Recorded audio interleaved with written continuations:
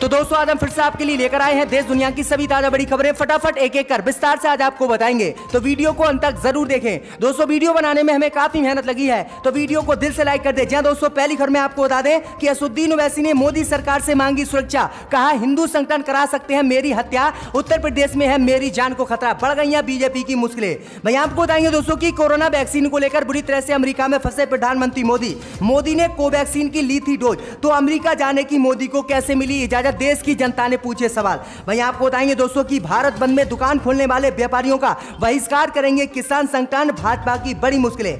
वहीं आपको बताएंगे दोस्तों कि असम में मुसलमानों के घर तोड़ने पर बड़ा मचा बवाल, 20 मुसलमान जख्मी, 2 की हो गई है मौत, बढ़ गया है असम में तनाव। वहीं आपको बताएंगे दोस्तों कि अमेरिका के पूर्व राष्ट्रपति डोनाल्ड ट्रंप ने अपनी भतीजी पर दर्ज कराया न्यूयॉर्क में मुकदमा, ट्रंप पर लगाए थे भतीजी ने गंभीर आरोप। वहीं आपको बताएंगे दोस्तों कि पश्चिम बंगाल में ममता बनर्जी का विरोध करना भाजपा को पड़ा भारी, भाजपा के 5 नेता असम पुलिस ने किए गिरफ्तार। तो सभी खबरों को आपको बताने वाले दोस्तों, वीडियो को लाइक कर चैनल को सब्सक्राइब कर दें और हमें कमेंट में बताएं कि आपके जिले किस राज्य से हमारी खबरों को देख रहे हैं। इसी बीच पर तो दोस्तों अगली खबर की ओर, तो असदुद्दीन ओवैसी ने मोदी सरकार से मांगी सुरक्षा, कहा मेरी हिंदू संगठन कर सकते हैं देश में हत्या। जी दोस्तों आपको बता दें ये बड़ी खबर सामने निकल कर आई दोस्तों की हैदराबाद से सांसद असदुद्दीन ओवैसी ने आज केंद्र की मोदी सरकार से सुरक्षा मांगी है। दरअसल आपको बता दें कि असदुद्दीन ओवैसी ने लोकसभा स्पीकर ओम बिरला को पत्र लिखा है। इस पत्र में असदुद्दीन ओवैसी ने अपनी हत्या की आशंका जताई है। असदुद्दीन ओवैसी ने कहा है कि हिंदू संगठन मेरी भारत में हत्या कर सकते हैं और मेरी जान को खतरा है, इसलिए केंद्र की मोदी सरकार और लोकसभा स्पीकर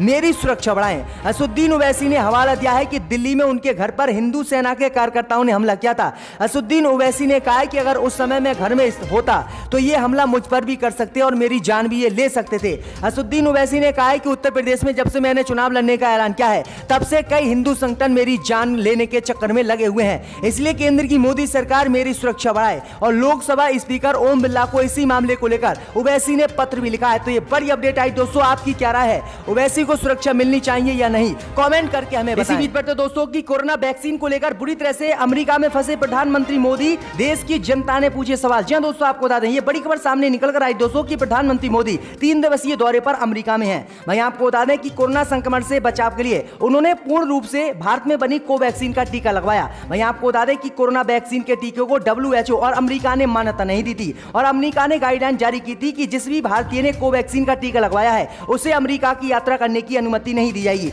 इस बीच आपको बता दें कि कोवैक्सीन के टीके को लेकर अब प्रधानमंत्री मोदी बुरी तरह से अमेरिका में फंस गए हैं। देश की जनता सवाल पूछ रही है कि प्रधानमंत्री मोदी ने भी कोवैक्सीन का टीका लगवाया, आखिरकार अमेरिका जाने की प्रधानमंत्री मोदी को कैसे अनुमति मिल गई। वहीं आपको बता दें कि देश की जनता मोदी सरकार और भाजपा से पूछ रही है कि प्रधानमंत्री मोदी ने कोवैक्सीन का टीका ही लगवाया था या किसी विदेशी कंपनी के कोरोना वैक्सीन का टीका लगवाया था, जिसके कारण अमेरिका में प्रधानमंत्री मोदी को जाने की इजाजत मिल गई, लेकिन आम भारतीयों को कोवैक्सीन का टीका लगवाने के बावजूद भी अमेरिका में जाने की अनुमति नहीं मिल रही है। वहीं आपको बता दें कि देश की जनता ने कहा है कि प्रधानमंत्री मोदी और भाजपा बताए कि प्रधानमंत्री मोदी ने कोवैक्सीन का टीका ही लगवाया है या फिर देश की जनता से झूठ बोलकर किसी अन्य कंपनी का टीका लगवाया है, जिसके बाद उन्हें अमेरिका में इजाजत दी गई। तो ये बुरी तरह से प्रधानमंत्री मोदी कोवैक्सीन के टीके को लेकर अमेरिका में फंस गए हैं और देश की जनता लगातार भाजपा से पूछ रही, लेकिन भाजपा बताने के लिए तैयार नहीं है। इसी बीच पर तो दोस्तों अगली खबर की ओर, तो किसानों ने किया ऐलान, भारत बंद में दुकान खोलने वाले व्यापारियों का करेंगे बहिष्कार। जी दोस्तों आपको बता दें ये बड़ी खबर सामने निकल कर आई दोस्तों की कृषि कानून को लेकर 27 सितंबर को किसानों ने भारत बंद का ऐलान किया। इस बीच खबर सामने निकल कर आई दोस्तों की भारत बंद को सफल बनाने के लिए किसानों ने आज बड़ा ऐलान किया है। किसानों ने कहा है कि 27 सितंबर को भारत बंद के दौरान दुकान खोलने वाले व्यापारियों से किसान हाथ जोड़कर दुकान बंद करने की अपील करेंगे। इसके बाद भी अगर कोई दुकानदार दुकान खोले रहता है तो किसान समाज उसका बहिष्कार करेगा। भारत बंद वाले दिन किसान मंडी में इकट्ठा होंगे और काशीपुर मुरादाबाद रोड को जाम करेंगे। इस दौरान आवश्यक सेवाओं को वाहनों को गुजरने दिया जाएगा। किसानों ने कहा है कि अगर जो भी दुकानदार किसानों की बात नहीं मानेगा उसका किसान समाज बहिष्कार करेगा और उसकी दुकान पे से कोई भी सामान किसान समाज नहीं खरीदेगा। तो ये बड़ा ऐलान किसानों ने कर दिया है। इसी बीच पर तो दोस्तों अगली खबर की ओर, तो अमेरिका के पूर्व राष्ट्रपति डोनाल्ड ट्रंप ने अपनी भतीजी पर दर्ज कराया अमेरिका में मुकदमा, बड़ा तनाव। जी दोस्तों आपको बता दें कि अमेरिका के पूर्व राष्ट्रपति डोनाल्ड ट्रंप ने अपनी भतीजी मैरी ट्रंप के खिलाफ खिलाफ न्यूयॉर्क की एक अदालत में आज एक मुकदमा दर्ज कराया है।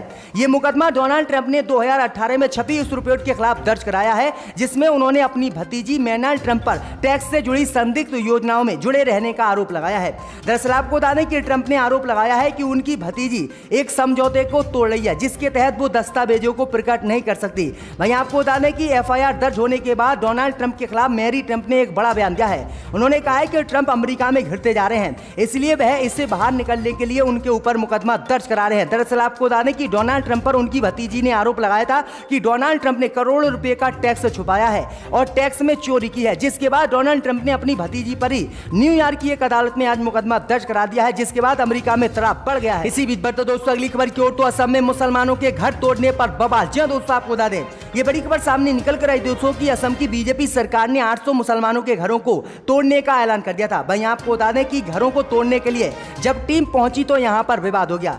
वहीं आपको बता दें कि इस विवाद में लगभग 20 पुलिसकर्मी जख्मी हो गए हैं जबकि 2 मुसलमानों की मौत हो गई है। वहीं आपको बता दें कि अतिक्रमण हटाने के दौरान ये बवाल हुआ है। वहीं आपको बता दें कि असम की बीजेपी सरकार ने आदेश जारी किया था कि असम में 3 मस्जिद और 800 मुसलमानों के घरों को तोड़ा जाए। असम की बीजेपी सरकार ने इसे सरकारी जमीन पर बने होने का आरोप लगाया था और कहा था कि ये सरकारी जमीनों पर मुसलमानों ने जबरदस्ती घर बनाए हैं, इसलिए इन्हें तोड़ा जाए। तो ये बड़ी अपडेट आई दोस्तों कि असम में अतिक्रमण हटाने के दौरान ये बवाल हुआ है जिसमें 2 मुस्लिम व्यक्तियों की मौत हो गई है जबकि 20 घायल बताए जा रहे हैं। इसी बीच बढ़ते दोस्तों अगली खबर की ओर, तो उत्तर प्रदेश में चुनाव से पहले साधु संतों में काफी नाराजगी। योगी के मंच से इलाहाबाद के साधु संतों ने मुलायम और मायावती की तारीफ। जी दोस्तों आपको बता दें ये बड़ी खबर सामने निकल कर आई दोस्तों कि उत्तर प्रदेश में चुनाव से पहले योगी सरकार को बड़ा झटका साधु संतों से लगा है। दरअसल आपको बता दें कि इलाहाबाद के साधु संतों ने योगी के मंच से मुलायम सिंह यादव और मायावती की तारीफ की है, जिसके बाद भाजपा के होश उड़ गए हैं। दरअसल आपको बता दें कि श्रद्धांजलि सभा को संबोधित करते हुए इलाहाबाद से आए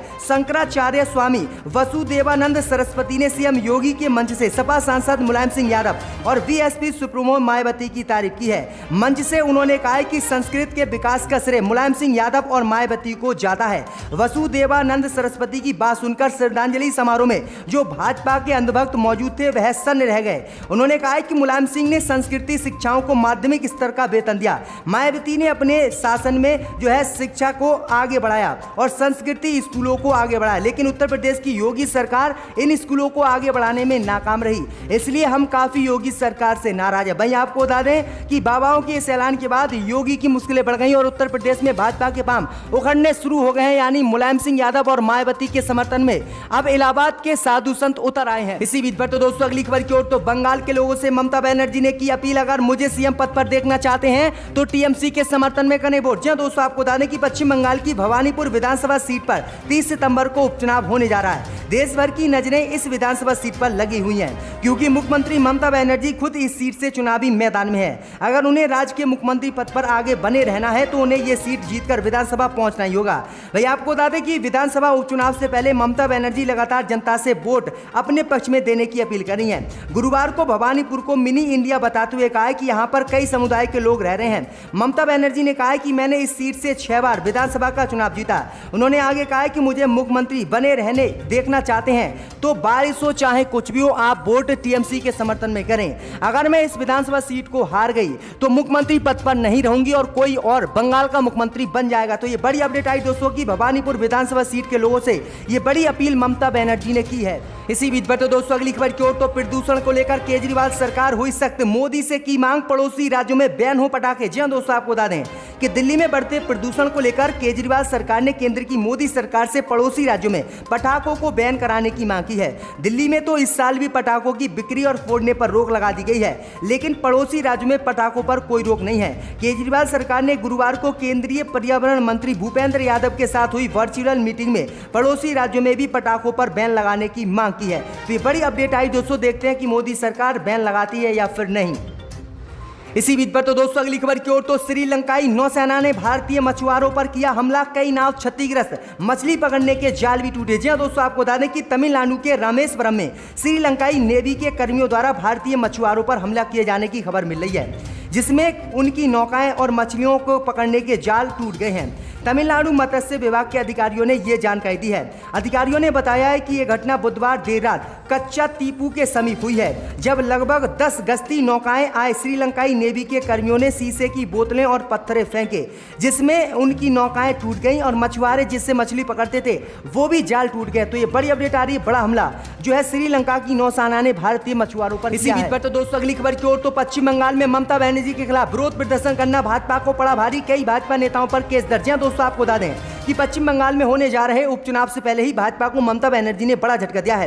दरअसल आपको बता दें कि ममता बनर्जी के खिलाफ भाजपा ने पश्चिम बंगाल में प्रदर्शन किया और जो उनके नेताओं की हत्या पिछले दिनों हुई है, इसका जो है रोष मार्च भी निकाला। वहीं आपको बता दें कि ममता बनर्जी के आवास के बाहर भाजपा नेताओं को प्रदर्शन करना भारी पड़ गया है और पश्चिम बंगाल पुलिस ने ममता बनर्जी के घर के बाहर प्रदर्शन करने के मामले में भाजपा के 3 नेताओं पर FIR दर्ज कर ली है। तो ये बड़ी अपडेट आ रही है, बड़ा झटका ममता बनर्जी ने पश्चिम बंगाल में बीजेपी को दिया है। अब कौन उस वक्त यहाँ बैठा था वो अक्लमंद जानते हैं, मगर मैं दोहराना नहीं चाहता। मैंने ये भी देखा था 2006 में।